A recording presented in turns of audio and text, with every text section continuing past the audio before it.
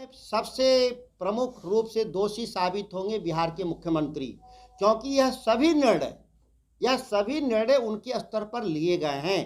Cabinet मंत्रियों को आप जानते हैं कि जब वो समीक्षा करते हैं विभागों का और जो निर्देश देते हैं विभागों को, उसमें उस विभाग का मंत्रियों को आमंत्रित नहीं किया जाता है। यह पिछले 19 सालों से नीतीश कुमार के परंपरा रहे हैं। जब विभागीय आदेश सीधे मुख्यमंत्री दे रहे हैं तो स्वाभाविक है कि उसकी सारी रिस्पॉन्सिबिलिटी माननीय मुख्यमंत्री की है। यह सारे दोष माननीय मुख्यमंत्री पर जाएंगे। सुधाकर जी, इन तमाम बातों को आप पहले भी कई बार उठा चुके हैं, कई बार जांच की मांग कर चुके हैं, प्राइवेट मेंबर बिल भी ला चुके हैं, पत्र भी लिख चुके हैं।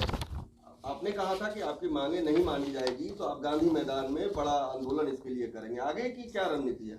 हमने पिछले 1 साल में विभिन्न जिलाओं का दौरा कर करके करीब 2 दर्जन हम किसानों की सभा किए हैं।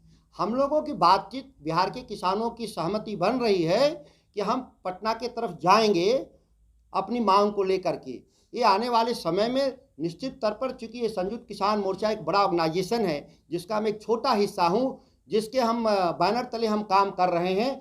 जो ही हमारी सहमति बनेगी, चूँकि अभी लगातार दिल्ली सरकार के खिलाफ एक बड़ी मुहिम चल रहा है संयुक्त किसान मोर्चा का, तो एक बड़ी लड़ाई के साथ ही बिहार की भी लड़ाई लड़ी जाएगी। हमारे आदरणीय नेता राकेश टिकैत ने भी इसका सही जवाब दिया था। आप लगभग अभी 2 दर्जन सभा किए हैं, अभी 2 दर्जन सभा और हम लोग बिहार में करेंगे और बिहार में एक किसानों को एकजुट कर करके हम लोग पटना आएंगे।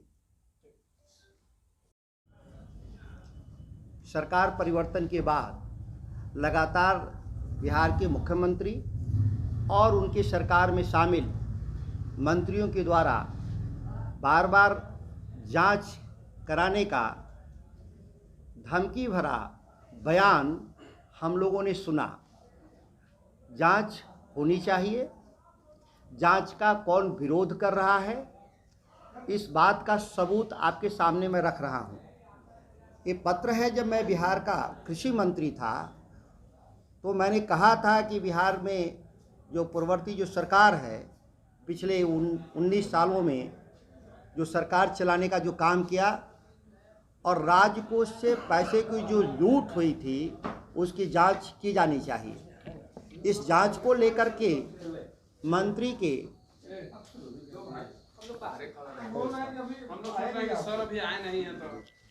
जस्ट अभी आधे प्रदर्शन अच्छा था मक्के का उत्पादन का, जिसमें सरकार का योगदान शून्य था, लेकिन उस खेती को भी बर्बाद करने के लिए, मक्के की भी खेती बर्बाद हो जाए, सब्सिडी के आधार पे मक्का का बीज बांटने का इन लोगों ने खेल रचा और बिहार में सर्टिफाइड सीड के जगह ट्रूथफुल रियल सीड बांटने का काम किया जा रहा है, जो कानून के खिलाफ है।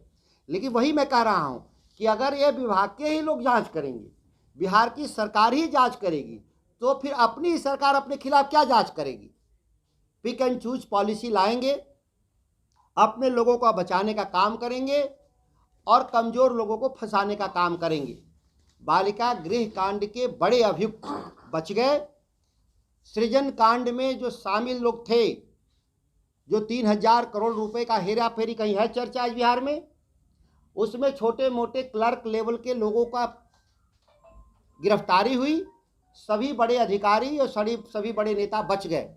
तो मैं मांग करता हूं कि आप इस मामले को, थर्ड पार्टी का मतलब समझ रहे हैं, राज्य के बाहर होता है और थर्ड पार्टी का मतलब होता है सीबीआई भी होता है।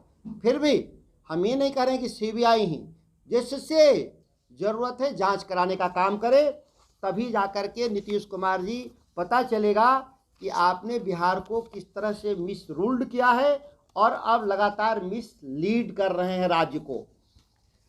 जो 3,10,000 करोड़ का ये दावा करते हैं, उस 3,10,000 करोड़ में कृषि क्षेत्र में केवल, ध्यान दीजिए, कृषि रोड मैप है और कृषि क्षेत्र में या कृषि क्षेत्र से संबंधित क्षेत्र, वो गन्ना हो, सहकारिता हो या पशु एवं मत्स्य पालन हो या इस तरह के डिपार्टमेंट जो कृषि से संबंधित विभाग हैं, उसमें मात्र बजट का 28%, 3,10,000 करोड़ में मुश्किल से 1 लाख करोड़ का निवेश कृषि क्षेत्र में है।